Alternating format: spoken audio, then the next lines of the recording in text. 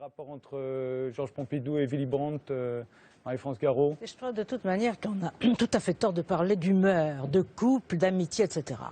Les rapports entre États sont des rapports de force, point.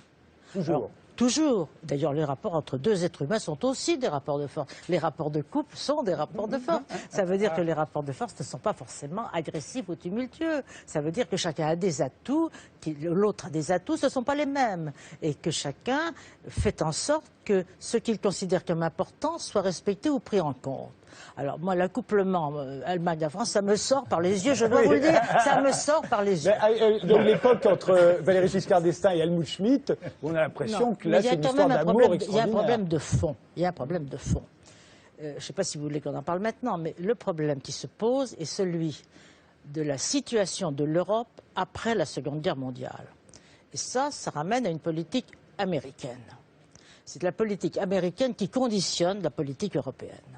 Les États-Unis, déjà face à l'Union soviétique, avaient voulu organiser en Europe quelque chose qui soit une zone, sorte de contre-feu à l'Union soviétique. Évidemment, la Seconde Guerre mondiale a changé complètement le contexte. Et les Américains qui avaient organisé des réseaux pour diffuser cette politique ont considéré naturellement, en partant des traités de Westphalie, et de la situation de l'Europe autrefois, que les nations en Europe, c'était la guerre. Donc il fallait les supprimer, les nations. Il fallait donc supprimer les États et les nations souveraines. Ça a été dit expressément. Ça a été dit par Bush, ça a été dit d'abord par Monnet, qui portait, comme chacun sait, le message européen. Il était convaincu, mais il le portait. C'était d'ailleurs un agent américain. On sait même combien il a été rémunéré, puisque maintenant c'est déclassifié. Mais il était convaincu. Bon. Par conséquent, il a un jour dit ces propos, la paix ne renaîtra pas en Europe si une nation se reconstitue à partir de la souveraineté. Il faut que les peuples fassent une fédération portant un socle économique commun. Autrement dit, ce que les Américains souhaitent, c'est une Europe économique et pas politique. Et pas politique. Ils n'ont jamais eu l'idée d'une Europe politique. Et d'ailleurs, ce qui se passe sous nos yeux est la réalisation de cette pensée. L'amitié franco-allemande au départ, dans l'esprit du général de Gaulle, d'ailleurs, c'était une façon de faire la nique aux Américains. Non, mais tout le scénario depuis le début est justement cette lutte entre une politique américaine qui est celle de la disparition du politique en Europe et la volonté de Gaulle qui veut maintenir une politique en Europe, et Adenauer aussi. C'est d'ailleurs là-dessus qu'ils étaient d'accord. Alors les modalités pour chacun des États de cette chose sont différentes, bien entendu. Mais il y a un exemple classique, c'est celui du fameux traité de l'Élysée. Bon. Entre De Gaulle et Adenauer, on les voit qui s'embrassent. Bon, si vous voulez, le traité de l'Élysée a été fait parce que le plan Fouché avait échoué. Le plan Fouché était un plan conçu par De Gaulle, accepté par Adenauer et par les Italiens, et qui a échoué parce que Spaak, belge, sur consigne américaine, l'a fait échouer. C'était très clair puisqu'il a dit « ce plan me conviendrait, mais je n'en veux pas ». Il fallait que ça échoue. Rappelez-nous, parce que le plan Fouché, on s'en a oublié. Le plan Fouché, c'était un plan qui avait élaboré... Quand le général est revenu au pouvoir en 1958, il a voulu précisément que la France soit en situation de rapport de force avec ses partenaires, dont l'Allemagne. Alors l'Allemagne avait des atouts, la France devait en avoir d'autres. Elle n'avait plus la puissance militaire. Il faut tout de même se souvenir que les Américains sont rentrés en guerre dans la Deuxième Guerre mondiale, contraints et forcés, parce que la France n'avait pas, selon eux, tenu son rôle. Parce que la défaite française avait obligé, en quelque sorte, à terme, l'entrée des États-Unis dans la guerre. Et il faut se souvenir également qu'en 1949, après avoir, eux, les Allemands, refait un État allemand, en 1959, Adelman a dit à ce pauvre Robert Schuman qui avait son crayon et son papier parce qu'il prenait des notes puis après il rendait la copie, je veux des soldats allemands en uniforme en 1951. Et il les a eus. Et en 1951, l'Allemagne était partenaire des États-Unis dans l'OTAN. Autrement dit, les États-Unis se sont appuyés sur l'Allemagne pour que avance cette Europe fédérale et non pas confédérale. Et De Gaulle s'y est opposé. Et Adenauer, qui était son avis, après l'échec du plan Fouché, le plan Fouché était un plan qui organisait cette confédération. C'est-à-dire les États survivent, et ils sont réunis par des accords, mais ils maintiennent leurs éléments essentiels de souveraineté. Le plan Fouché a échoué. Adenauer et De Gaulle, qui voulaient maintenir cette racine de confédération, on fait le traité de l'Élysée. Or, le traité de l'Élysée qui a été voté par le Parlement français est allé ensuite au Parlement allemand, au Bundestag. Et au Parlement allemand, le Bundestag a voté un préambule qui n'avait pas été soumis antérieurement, qui donc n'avait pas été examiné par le Parlement français, dans lequel il était prévu que le traité ne portait atteinte en aucune manière à la primauté des traités antérieurs, c'est-à-dire des traités américains. Et ça n'avait pas fait plaisir au général de Gaulle. Ça n'avait pas, le général n'était pas là, mais enfin, Jean Monnet était dans les tribunes, et après ce vote, le Parlement, le Bundestag s'est levé, applaudi, alors que le chancelier allemand, qui avait d'ailleurs viré entre-temps le chancelier Adenauer, allait féliciter Monnet dans les tribunes. C'est très clair. Ça a été le point de départ flagrant d'une dualité politique caractérisée entre l'Allemagne et la France sur la situation européenne, avec la considération que les Allemands savaient déjà que leur organisation institutionnelle fédérale, on en reparlera sans doute plus tard, faisait qu'eux n'étaient pas pris dans le piège du fédéralisme. Jean Quatremer. Oui, c'est ce que vient de dire Marie-France Goiraud est exact, mais c'est la présentation qui est un petit peu tordue, si vous voulez. C'est un peu comme si on regardait la réalité à travers, un miroir déformant un petit peu. Non, parce qu'on a le sentiment qu'il y a les méchants Américains qui sont arrivés en Europe, une Europe plutôt sympathique, avec des États-nations où tout fonctionnait parfaitement depuis un siècle, et ils sont arrivés pour nous empêcher de développer nos États-nations, la collaboration harmonieuse. Non, ils sont venus parce qu'on a tué 80 millions de personnes. On s'est fait 2 guerres mondiales. Ils n'étaient pas là par plaisir. Eux, ils étaient plutôt isolationnistes au début de la guerre. Et effectivement, oui, vous le dites, mais néanmoins, je reviens au point de départ. Les Américains n'ont pas eu le choix. Et puis figurez-vous que les Américains se sont dit, il ne faut pas que ça recommence. Ça fait 2 fois, on envoie nos boys, on va peut-être pas revenir une 3e fois. Alors, c'est vrai qu'ils étaient en faveur de la construction communautaire et qu'ils ont dit, le seul moyen, c'est que l'Europe se construise. Mon Dieu, quel complot!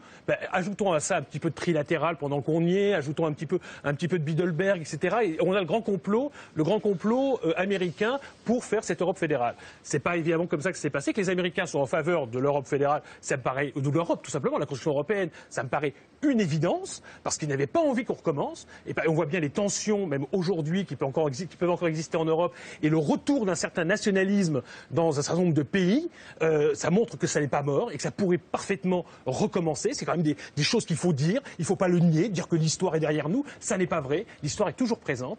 Deuxième chose, sur le plan Fouché, même chose, présentation très intéressante. De Gaulle était inquiet d'une chose, c'est d'une évolution fédérale de l'Europe. On en était loin, hein. Attendez, on est en 60. Non, pas tellement. En 60, c'était le marché unique. C'était même pas le marché unique, c'était juste la politique agricole commune et les tarifs douaniers extérieurs communs. Basta. C'est tout ce qu'il y avait. Et on avait réussi à faire un traité de Rome. D'ailleurs, c'était pas le général de Gaulle qui l'avait fait. C'était les socialistes de la SFIO, Guy Mollet, qui avaient négocié le traité de Rome en 57 pour le faire moins intégrateur que ce qui existait avant, c'est-à-dire la CECA, la Communauté économique du charbon et de l'acier, avec une commission beaucoup moins forte. Qui avait fait Jean Monnet. Qui avait fait Jean Monnet, mais qui avait fait aussi les gouvernements. La CED aussi. Et la CED qui a échoué grâce notamment à la France. Je me demande si c'était une bonne idée de vous ramener en 1963. Mais donc, simplement, juste pour terminer, et ensuite je laisserai Emmanuel Todd qui demande la parole depuis tout à l'heure, parler simplement, c'est que, donc, redoutant qu'à terme, on aille vers une Europe fédérale, qu'est-ce que fait le général de Gaulle? Il dit on va faire effectivement une Europe intergouvernementale, pas une confédération, parce qu'il n'était même pas question d'une fédération à l'époque, mais c'était une reprise totale de contrôle de l'Europe par les États. C'est ce qui est devenu plus tard le Conseil européen. Le Conseil européen des chefs d'État et de gouvernement, c'est le plan Fouché.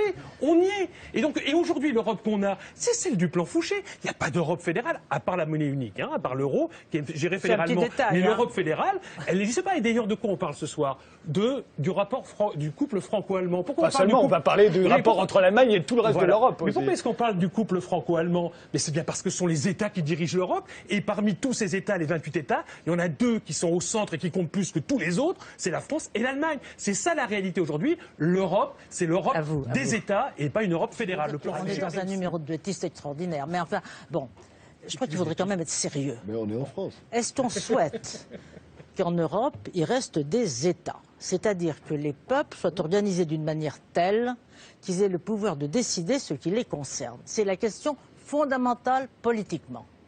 Or, je radote, je l'ai déjà dit chez vous, on est un État. Alors, Régis Debray dit c'est un peuple, des frontières et une transcendance.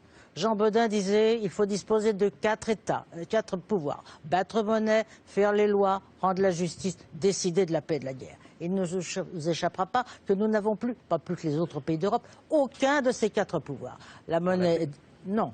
La monnaie, peut-être pour l'économie, vous savez bien, mais en droit constitutionnel, vous êtes nul. Bon, par conséquent... Red est nul. Red est nul. Bon.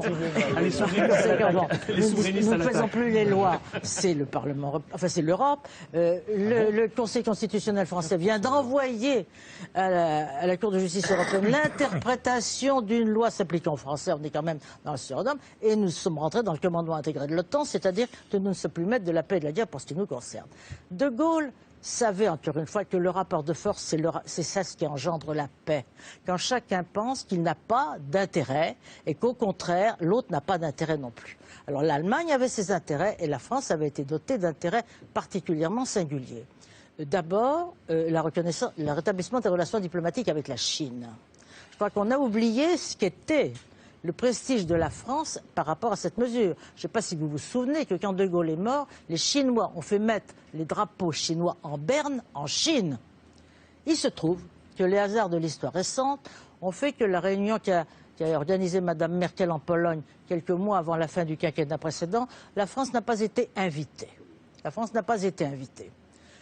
C'est un triomphe diplomatique, vous n'y êtes pour rien, mais c'est un triomphe diplomatique, c'est-à-dire qu'on s'est comporté avec des palinodies de garçons de bain à propos du Dalai Lama au moment des Jeux Olympiques. C'est rigoureusement, la Chine. Oui, rigoureusement aucun sens. Le Tibet, il y a 11 fleuves irriguant la Chine qui prennent leur source au Tibet. Bon, est-ce qu'un pays du gouvernement d'1,4 milliard d'habitants peut laisser la clé du château d'eau à quelqu'un d'autre? Non.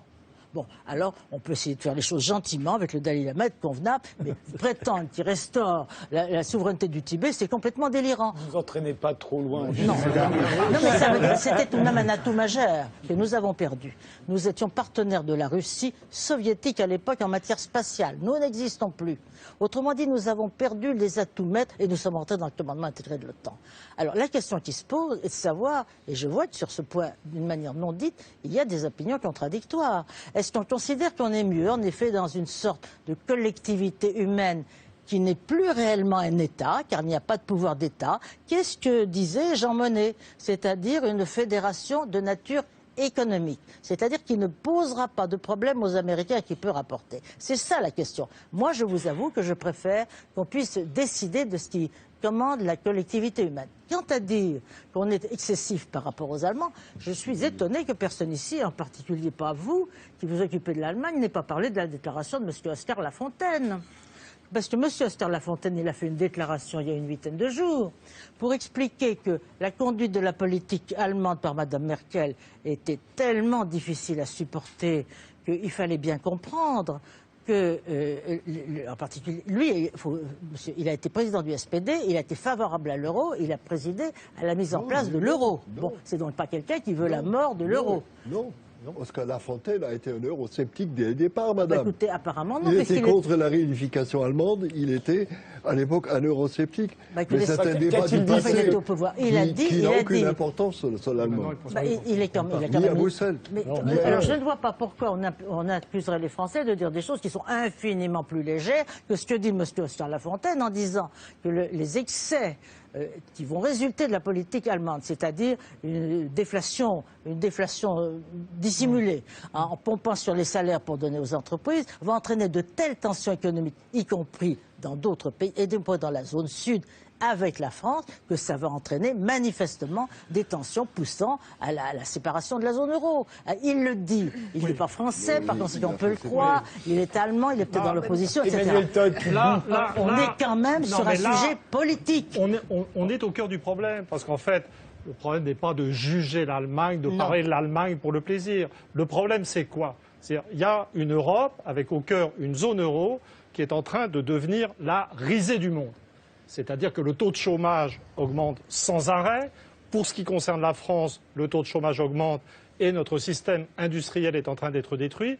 Et tout ça se passe dans une zone euro qui, de fait, est contrôlée par l'Allemagne, pas du tout par Angela Merkel, mais par ce que veut le patronat allemand, qui a accepté, je dirais, les modifications de gestion de l'euro parce que l'Allemagne a besoin de l'euro je dirais, pour sans doute concurrencer ou exterminer ses partenaires, et c'est de ça qu'il faut discuter. Et c'est dans ce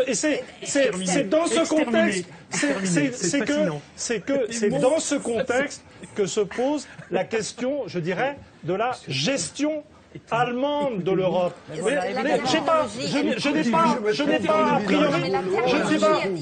vais vous surprendre. Ayant écrit un best-seller anti-américain, je vais vous surprendre. Je vais dire des trucs sympas sur les États-Unis. Les États-Unis ont été dans une situation impériale au lendemain de la Deuxième Guerre mondiale.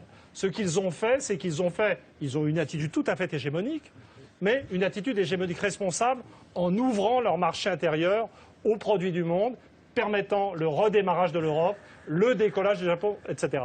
L'Allemagne fait exactement le contraire. C'est-à-dire qu'elle utilise une position économique de force pour exterminer ce qui reste d'industrie dans les pays de sa couronne extérieure, dans la zone euro. Et c'est de ça dont il faut discuter. On va en discuter tout de suite. La culture allemande, en un certain sens. Un dernier mot sur ce non, mais je sujet. voudrais dire quand même deux mots. D'abord, ce que vous avez dit, madame, en ce qui concerne le choix de la monnaie n'est pas tout à fait exact. La monnaie qui avait été retenue était la monnaie commune. Ça s'appelait même l'écu à l'époque. Oui. Ça s'appelait l'écu.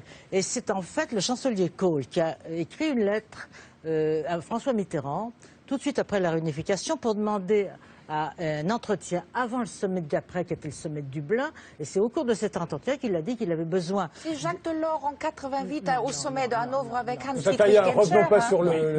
Non, oui, c'est Jacques Delors quand même dans le sommet de Hanovre j'ai vu en février 84. Bon, alors, quand même, faut tout de même pas exagérer. Bon, c'est lui qui l'a écrit. Bon, d'accord. Bon, par conséquent, c'est pas tout à fait exact. On était parti sur la monnaie commune, c'est-à-dire une monnaie qui permettait aux États de survivre dans leurs décisions de souveraineté. Bon, on a abandonné pour la monnaie unique qui introduit cette situation dans laquelle nous sommes. Quant à l'Europe du Sud, il faut tout de même se souvenir que cette organisation n'était pas faite pour l'Europe du Sud. C'est bien le ministre des Finances allemand, à mon souvenir, qui a dit « Ah non, pas les pays du Club Med ». Et ce qui excluait l'Espagne, l'Italie et la Grèce. Ils sont rentrés un peu par effraction et les a acceptés. D'autre part, nous avons un débat qui est exclusivement économique. Alors c'est important l'économique. On va arriver à la peinture. Mais oui, ça me paraît beaucoup plus proche de la réalité. Mais si vous voulez, tout le débat est... On parle de couple en permanence, mais on peut peut-être vivre sans être en couple quand même. Hein. C'est au moment où justement on veut plus de couple dans la vie conjugale. On est là, si mariage dire, pour tous. Oui, non, mais si je peux dire, je vais prendre un mot grossier, on veut être maqué avec l'Allemagne. Ben non, elle a sa politique et nous avons la nôtre. Et si nous n'avons pas, si nous mettons la sienne, nous aurons les mêmes insatisfactions rapidement. Il faut tout de même se souvenir que le parti soi-disant, enfin pas soi-disant, affiché comme pour la sortie de l'euro, fait 20% dans les sondages en Allemagne, que monsieur... Ah ben écoutez, je suis désolé, en tout cas, le jour ne se trompe. 3%, d'accord. Bon, les sondages, c'est toujours incertain. Que tout de même, monsieur Oscar Lafontaine est moins... Non, mais je suis obligé de vous interrompre. Non, mais que monsieur Oscar Lafontaine, quand même, n'est pas rien dans la vie politique allemande, et que par conséquent, quand il dit que les tensions vont entraîner des fractures dans la zone euro, c'est clair. D'autant que si tous les pays mènent la politique restrictive de Mme Merkel, elle n'a plus de marché européen. Par conséquent, la crise est pour tout le monde. Il y a des limites au-delà desquelles on ne peut pas survivre à quelque chose qui ne peut pas. L'Allemagne peut, à mon avis, se tourner vers d'autres cieux. Elle a raison. Seulement, dans ce cas-là, nous, la France, on reste avec notre chagrin en ayant perdu une bonne partie des atouts que nous avions et surtout ayant perdu, je veux dire un mot là-dessus. Non, mais c'est le fond de tout. C'est le fond de tout en un mot. Nous, quand nous signons un traité, comme le traité dit de stabilité, il s'applique automatiquement. Quand l'Allemagne signe ce traité, la Cour de Karlsruhe dit oui, on peut le ratifier. Mais si le Bundestag, qui gère la démocratie allemande, constate qu'une clause du traité entraîne une altération de la démocratie allemande, dans la mesure où ça dépend du Bundestag, alors là, on ne l'applique pas. Autrement dit, les traités sont automatiques pour les autres et potestatifs pour l'Allemagne. Ça crée une sacrée différence. Alors, on s'arrête là sur l'aspect politique et économique.